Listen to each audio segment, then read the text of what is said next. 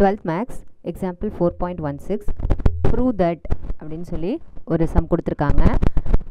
அதுலேருந்து நம்ம என்ன எடுத்துக்கலாம் அப்படின்னா காஸ் இன்வர்ஸுங்கிறத முதல்ல எடுத்துக்கலாம். ஸோ காஸ் இன்வர்ஸ் ஆஃப் எக்ஸுக்கு என்ன வேல்யூ அப்படின்னா வேல்யூவாக அது எந்த ரீஜன்லேருந்து எந்த ரீஜன் வரைக்கும் அப்படின்னு பார்த்தீங்கன்னா வேல்யூங்கும்போது -1லேருந்து +1 வரைக்கும். இதுவே ஆங்கிளாக இருந்துச்சு அப்படின்னா என்ன இருக்கும் 0லேருந்து by closed interval 0 to π.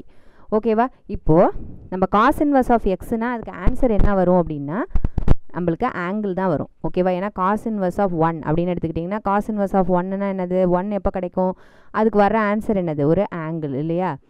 0 degree 0 டிகிரிங்கிறது என்னது ஒரு ஆங்கிள். ஸோ அதுக்கு இப்போ இந்த காஸ் இன்வர்ஸ் ஆஃப் எக்ஸ்ன்னு நம்ம ஈக்குவேட் பண்ணோம் அப்படின்னா நம்ம என்ன செய்யணும் அதை ஆங்கிளுக்கு நடுவில் போட்டு ஈக்குவேட் பண்ணோம். எந்த ரீஜன்லேருந்து எந்த ஆங்கிள்லேருந்து எந்த ஆங்கிள் வரைக்கும் இருக்குது இந்த க்ளோஸ்டு இது வந்து காசுக்கு பொறுத்த வரைக்கும் 0லேருந்து π. ஸோ அதனால் நம்ம என்ன செய்கிறோம் 0லேருந்து π வரைக்கும் இதை ஆப்ரேட் பண்ணுறோம். ஓகேவா? நெக்ஸ்ட் என்ன செய்கிறோம் இப்போ இதே மாதிரி நம்ம கொண்டு வரணும். இப்போ ப்ரூவ் தட் அப்படின்னு சொல்லி என்ன செஞ்சுருக்காங்க π/2 < sin inverse x + 2 cos inverse x < 3π/2.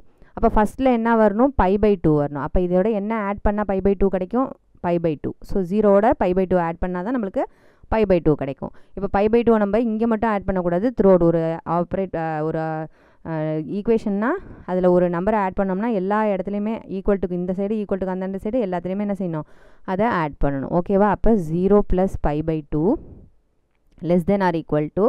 < இங்கேயும் நம்ம அந்த π/2 ஆட் பண்ணணும். So π/2 + cos inverse of x < π + π/2.